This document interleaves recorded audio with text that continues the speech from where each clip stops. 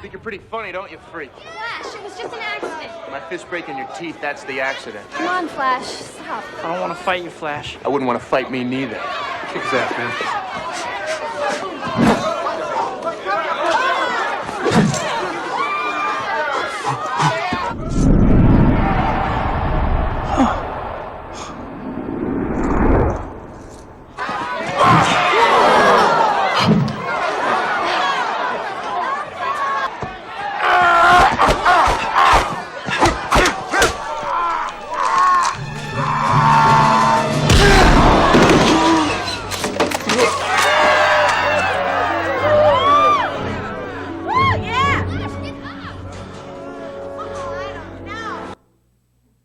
We all love it when the bully gets their comeuppance, don't we?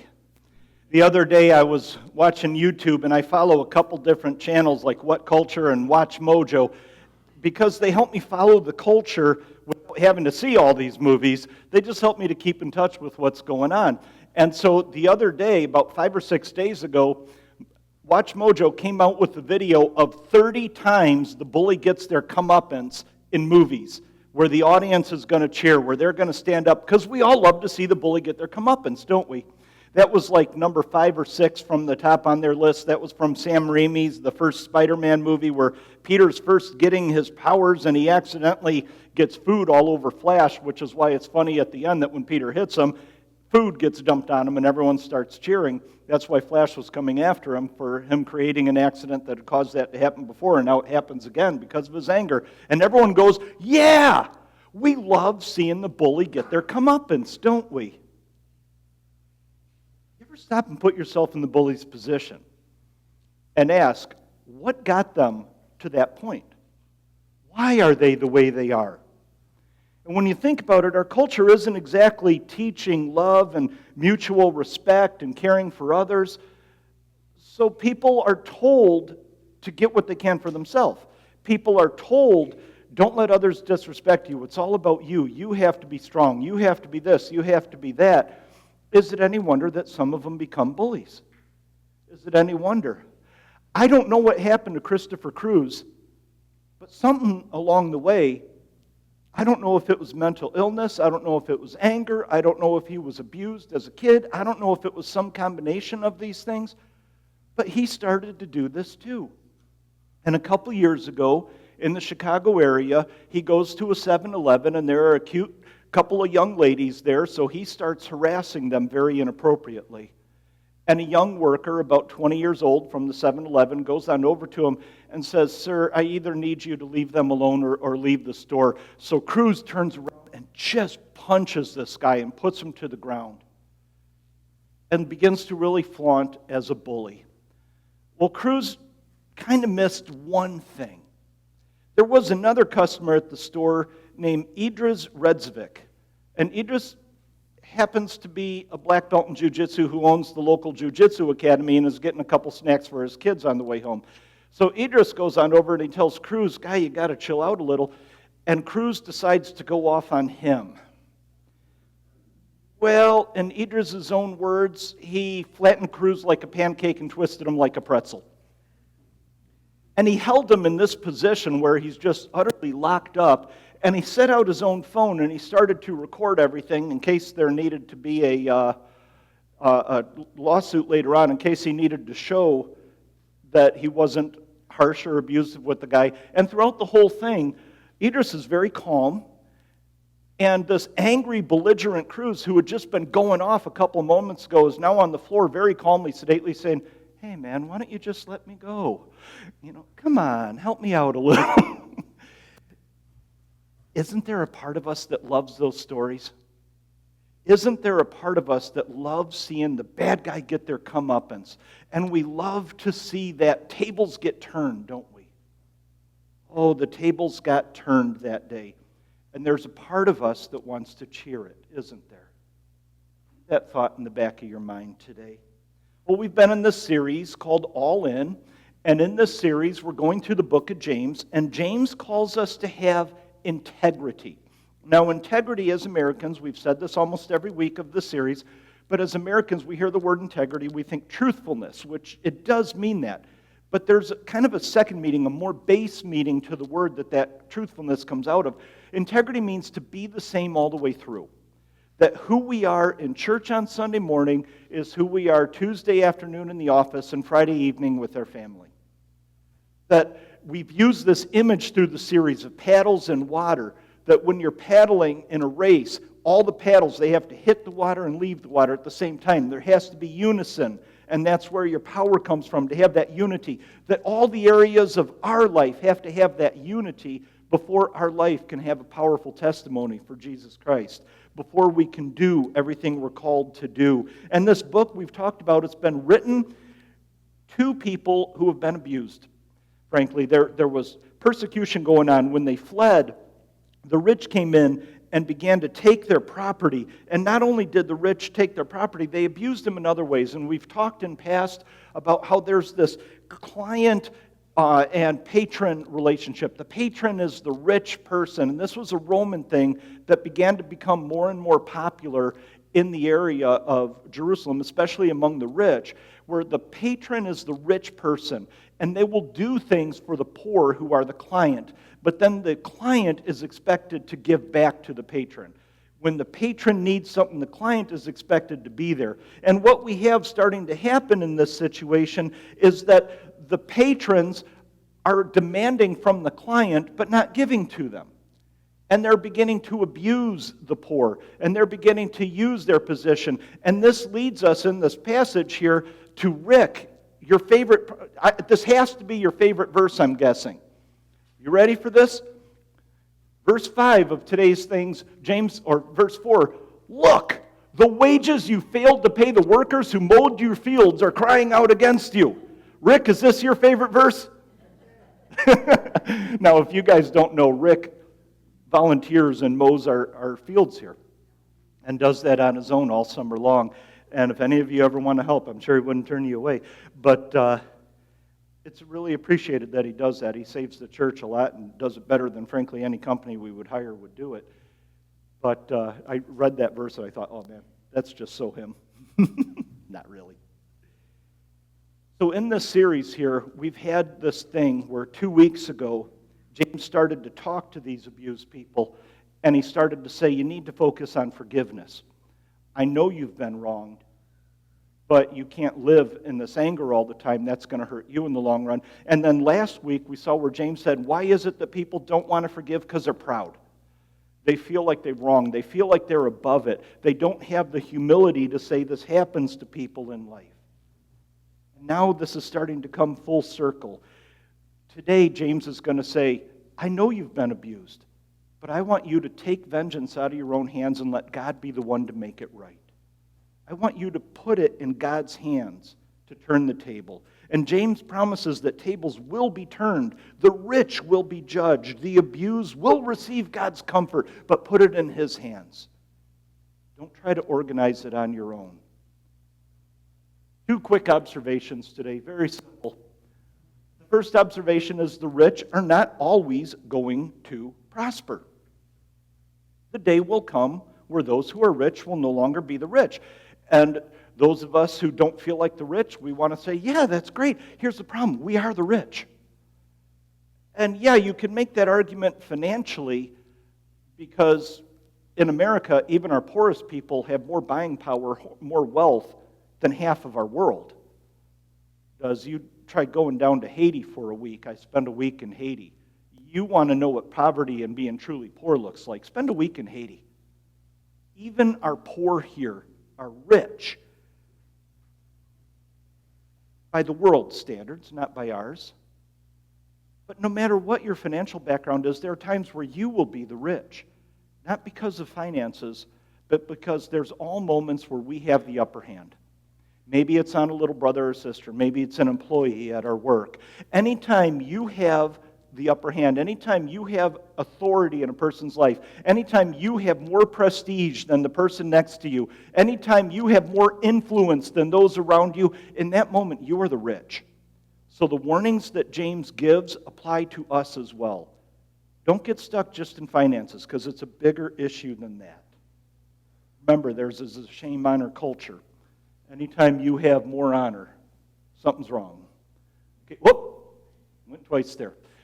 So what is James saying? Remember, I have my strange habit where you see underlined words. If you can read the screen, I ask you to say those with me. So James says today, come now, you who are rich. I don't feel rich, but he's talking to me too. Weep and wail over the misery to come upon you. Your riches have rotted and moths have eaten your clothes. Your gold and silver are corroded. Their corrosion will testify against you and consume your flesh like fire. I know right now you've got prestige. I know right now you've got power. I know right now everything's falling your way, but that's not guaranteed to last. There is a day for every person, be it in this world or the world to come, where their judgment will not come by how much is in their checking account, but how much spiritually they have banked up, how spiritually they have invested their time, their resources, their money. Spiritually is going to matter in the end. So those of you who have put too much into this world's economy, into this world's power, into prestige, someday it's going to fail. And there are a lot of people in our world who are both financially and spiritually rich. That's a great place to be. There's nothing wrong with having money. But there are also people in our world who are financially rich and spiritually poor, and I pity them. I would rather be spiritually rich and financially poor than financially rich and spiritually poor.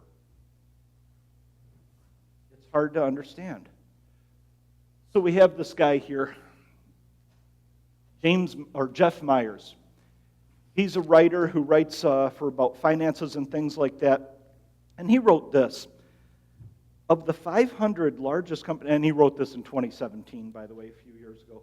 Said of the 500 largest companies in 1955, only 60 remained on the Fortune 500 list in 2017. Have you heard of American Motors, Brown Shoe, Studebaker, Collins Radio, or Zenith Electronics lately?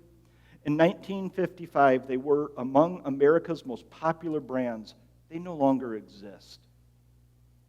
And there are a lot of people who prospered for a time by their investment in those companies. And they had wealth, and they had prestige, and they were on the cover of the magazines because they're leading these great companies. And they put their heart and sometimes their soul into the growth of these companies. And these companies are gone.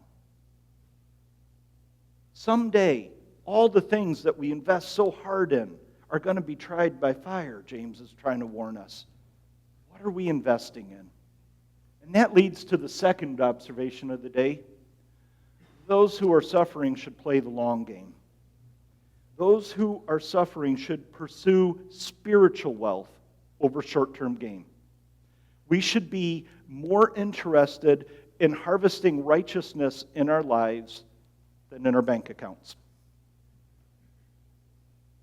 We need to focus on the things that matter most. So James 5, 7, and 8 tells these people who are the poor, who are the downtrodden, he tells these people who are the abused, and he calls them brothers.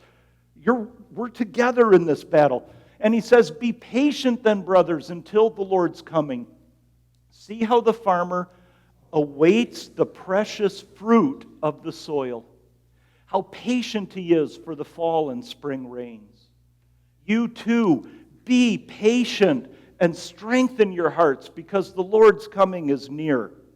Okay, you who are rich, no, it's not going to last forever. Okay, you who are poor, you who have been abused, you who are downtrodden, you who have no power, no influence, no wealth, you who others look at and think, man, I feel bad for that person. It's not always going to be that way for you either. There is a day coming where because you are working on that spiritual righteousness, maybe it'll be in this life, maybe it'll be in the one to come, but you shall be exalted. Things will be good for you. But patience is hard. It's hard to be patient, especially when you're hurting. And I look at this verse, and I don't think this was what James intended, but just something that strikes me, how patient it is for the fall and the spring rains. In American culture, rains, they were more agricultural culture. Rain was a blessing to us. We're looking at rain and we're going, oh man, I hate a rainy day. I can't go out and do the things I want to do. It's no fun. The rain is part of what brings the crops in the spring. The rain is important. And that's a good principle too. well, probably not a lot of you have heard of. She's kind of a little more in the background. But in contemporary Christian music, there's a lady named Sandra McCracken. How many of you are familiar with her? A few of you. Okay. She pops up in sometimes more in her writing. You've heard probably some of her songs and didn't know she wrote them, but other people have recorded them. But she's a pretty talented young lady. And Sandra, she bought her guitar in a used music shop in Tennessee a few years back. She loves her guitar. And she wrote this about her guitar.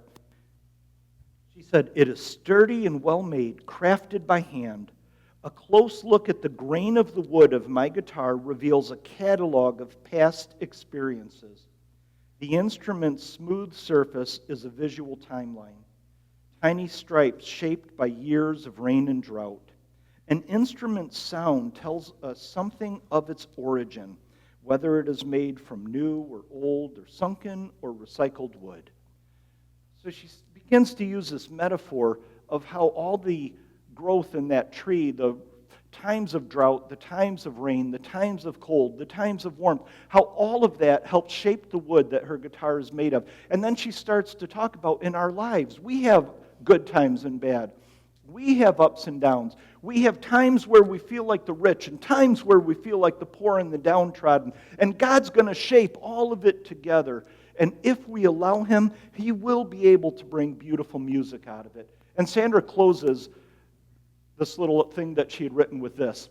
"If decades ago we had been there in the forest where my Santa Cruz guitar began, if we had witnessed a tiny Adirondack spruce seed sprouting," that is harder to say than you would think, "vulnerable to every storm and footstep, we would surely doubt that the guitar I now hold in my hands could ever be made.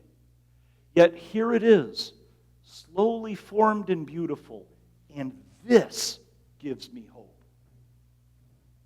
Things aren't always easy, but they're being used. So don't give up on God. James says, be patient, because everything that's happening right now is someday going to lead to a harvest, and it'll be good. Everything that's happening right now isn't God forgetting you. He didn't abandon you. He didn't go, "Oh, geez, I forgot about them. What do we do now?" He didn't cause it. Let me tell you very clearly, God does not cause your pain. He is not the author of your pain and suffering. But if He didn't prevent it, I am convinced it's because somehow, some way, He's going to give the opportunity for it to be redeemed. Or somehow, some way, He's going to let good come from it. In the end, the tables will be turned.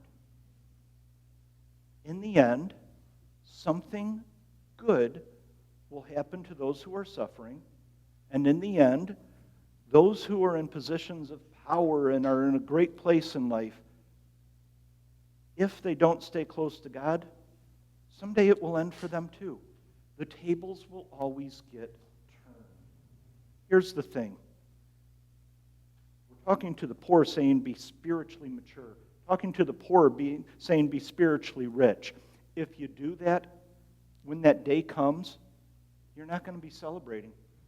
When we see the bully in the movie get their comeuppance, there's a part of us that goes, yeah. When we see Idris putting Cruz to the ground and stopping this guy from hurting other people, there's a part of us that says, yes.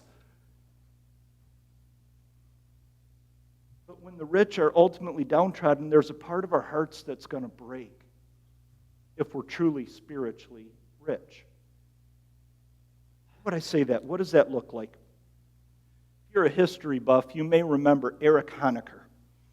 If not, Erich Honecker, back when I was stationed over in Germany during the Cold War, I was actually in Germany when all this happened, although I don't really remember it at the time. But Erich Honecker, he was the head of the Communist Party in East Germany.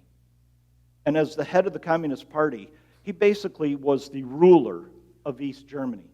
And he had tremendous power.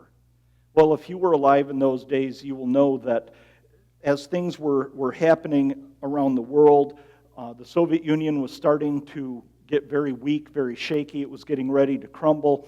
people were starting to get ready to revolt. So the Soviet Union decided to try perestroika, and they decided to try these things where they were going to try to moderate a little bit. They were going to try to make things easier and not be so harsh on their people. And Honecker said, no, I might make some cosmetic changes, but no, I've got power, and I will use my power. And he used his secret police to put down opponents, and he used his power to make life miserable for countless people. And Honecker was a hardliner. He was a true and devout communist. But as the Soviet Union wants to moderate, and he's refusing to, finally they stepped in, and they had him stripped of all power. 1 month before the Berlin Wall came down, which was about 2 weeks after I left Germany. I left about 6 weeks before the wall came down. So about 2 weeks after I came home from Germany, Honecker was kicked out of the government mansion that he lived in. He was stripped of all power. He was left homeless, just him and his wife out on the streets with no income, no job, no place to live. And Honecker, I should tell you one other thing about him. He had been raised in a devout Christian home, but a strict Christian home. He had been raised with the God who points, the God who judges, not the God who loves. He was raised with a God who had all the rules and all the regulations, but no grace and no love to go with it. And so he rejected Christianity. And when he was in power, he persecuted churches. When he was in power, he went after all of them, including a guy named Pastor Uwe Holmer. And Pastor Holmer was on the receiving end of Honecker's wrath on more than one occasion, but still in his pulpit and still preached God's love. Pastor Holmer, one of his duties was to take care of the homeless in that area and run the homeless shelters. Honecker is now left homeless. So he finds himself knocking on Pastor Holmer's door. Pastor Holmer opens his door and finds Mr. and Mrs. Honecker sitting there. The tables turned. In that moment, Pastor Holmer was the rich. Eric Honecker, who had for so long been the rich, was now the poor and the downtrodden. The tables turned beautifully, didn't they? And in every fiber of his being, Pastor Holmer knew he had a choice. Do I become the rich and act the way this man would have acted to me, or do I choose to be like Jesus? Do I, now that I have the worldly power, now that I have authority in this man's life, do I use it the way the world would, or do I do what Jesus would do? Pastor Holmer looked at his list, and there was no housing available for him. And he didn't feel it was right to put this man ahead of others. Just because he had once been powerful, he shouldn't get any special treatment now. So Pastor Holmer decided to talk to his wife and pray, and his wife looked at him and said, "You know what we have to do." And Pastor Holmer and his wife brought Honecker and his wife into their home. And they lived there for 2.5 months until they could find other housing. Honecker never fell in love with Jesus. I'd love to say, oh yeah, he became a Christian. No, he didn't. He died a few years later, still a communist, still an atheist.